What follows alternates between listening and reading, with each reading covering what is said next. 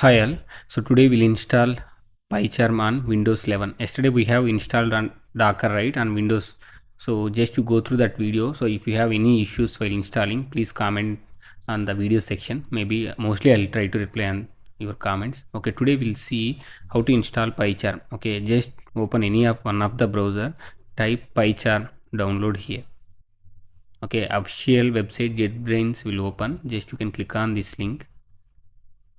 Here you are able to see, right, you are able to see for all the three platforms: Windows, Mac OS, Linux. Whatever if you are going to install, you can try to install in the same way. Okay, so now we are going to try on Windows, right? Just to click on download. This is the exe file. It will download because I have already downloaded the file, so just I'm canceling this one. Okay, so here is the file. I'm going through the download section.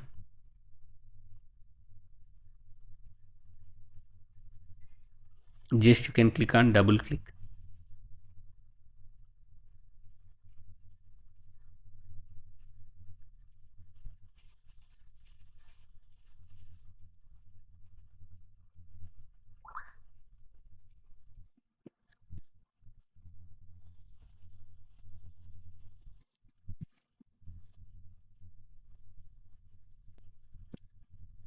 Here it is asking, right? Just click on S here again.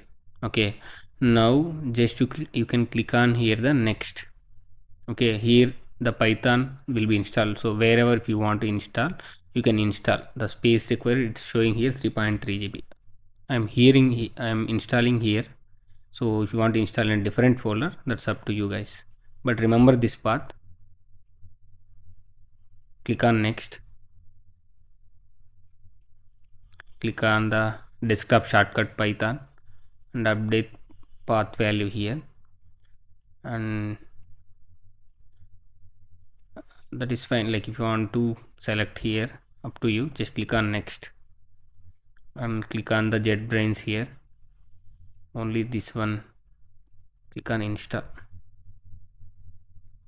Usually it is taking some time, like it depends on your system configuration.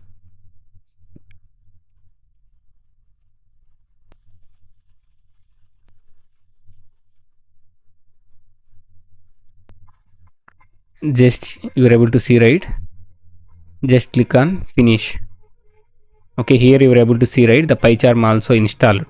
We'll try to open this one now. Here you're able to see, right, it's opening.